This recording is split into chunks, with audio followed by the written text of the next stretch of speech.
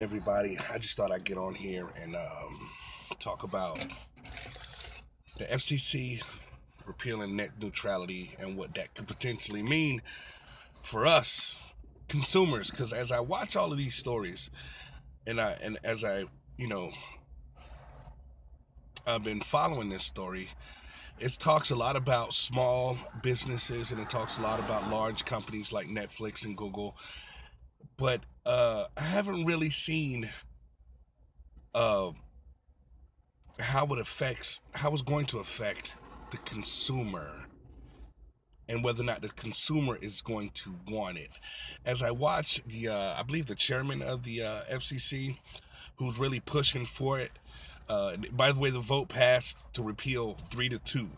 And as I watch him, he's talking about innovation. It's being stifled by the current rules, the outdated rules, and everything. And I'm like, that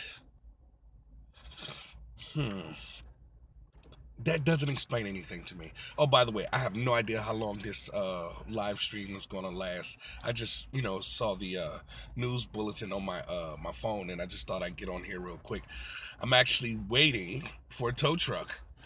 My transmission has gone out in my car. So, waiting on AAA. I thought I'd get on here and make this video, and it's going to last about as long as it lasts. Anyway, that being said, I brought my iPad, but for those who don't know what net neutrality means, basically, if you look at the internet, the information superhighway, as an actual highway, there are no fast lanes where you could pay extra money to travel down and get your information moved faster. The ISPs, the internet service providers, can't control where you being the data, the content that you see, how fast it goes. Now they can selectively choose content, whether it's data that you're moving or whether it's videos that you're streaming or websites that you go to. They can control how fast the traffic is to a particular site. And I've been seeing a lot of stuff on Facebook, people talking about it, and I'm like, man, a lot of my friends, I just know they're not getting it, how it's going to affect us. And I believe that we're going to be greatly impacted. Then the ISPs are now going to have an opportunity to charge us based off of the type of usage we have. They'll be able to, like, if we're just emailing and Facebooking and instant messaging, that might be a different tiered plan. If we are watching Netflix or any, because everybody has a streaming service. By the way, Disney I think it's trying to, or just bought Fox for like $52 billion. So they're pulling all their stuff from Netflix, and Fox has like a majority stake in Hulu. So Disney content's now going to go to Hulu, which I wonder how that's going to affect, my Marvel movies, my Marvel TV shows. I'm sorry, my Jessica Jones and my Luke Cage and all of that stuff. But also with that, if you're streaming, they get to pick and choose now. They can, let's say Disney makes a deal with your ISP, and you have Comcast, and basically they pay more to them so they can have best streaming service, and Netflix doesn't pay what Disney paid, doesn't have the premium package, or didn't get the bid, or whatever process they're going to use. Well, then you're going to find more buffering. You're going to find more buffering certain sites. What if you just created your own video service? You're just a small guy with an idea, and in order for you to get the treatment that a Netflix or YouTube or any of the major billion-dollar companies can get, what if you can't? And what's going to happen is that's going to affect the popularity of your service or your site, because if it's slow, especially with more and more customers, more and more people are having access to faster and faster internet. I have fiber internet, and fiber is starting to become the mainstay of internet service. When everybody has fiber and they're still having to wait on websites, they're not going to want to go to those websites and or services that still is slower. So it's going to make it more difficult for smaller people to grow. That's why I have a hard time reconciling the statement from the FCC chairman about how innovation is stifled by the old laws. It seems like innovation is going to be stifled by the new system. And I just wondered, I just wonder, what could we do? You know, the 300 million Americans, what could we do?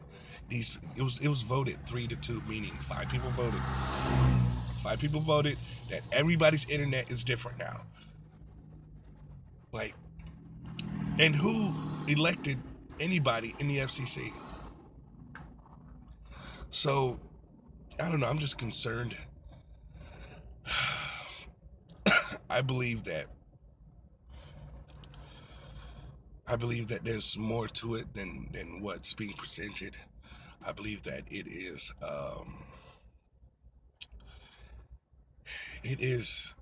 I don't know, man. The last free thing we had was the internet. You know, it's supposed to be the land of the free and the home of the brave, but man, I'm concerned with the future of the internet, because we're now going to, you know, ISPs can throttle, they can prefer websites over others, they can have different pricing, different structures, and I just don't see the consumer winning in all of this. All I see is ISPs winning and other interests in other businesses winning. So I believe today's a sad day. Mark this day, Thursday, December 14th, 2017 is a sad day for America. That's my personal opinion. Other than that, how y'all doing? Y'all ready for Christmas or whatever holiday you celebrate? Y'all ready to do something? I've run out of everything I wanted to say about this net neutrality. I would really hope that, I really hoped that it wouldn't be repealed. And and part of me feels like we just let them do it. Like there was nothing we can do about it. There was so many, you know, protests, so many things on my Facebook timeline talking about net neutrality, and there's so many companies, big major companies, Google's one of them, that was like, no, this is bad. And they did it anyway. Like five people voted, 3-2. And they did it anyway. So, you know, I guess I'm gonna leave it there. In the comment section, if you have a comment, just, you know, let me know what your thoughts about it. And if you have any ideas of what we can do, maybe it's not over yet. You know, I'm pretty certain that there's not going to be any change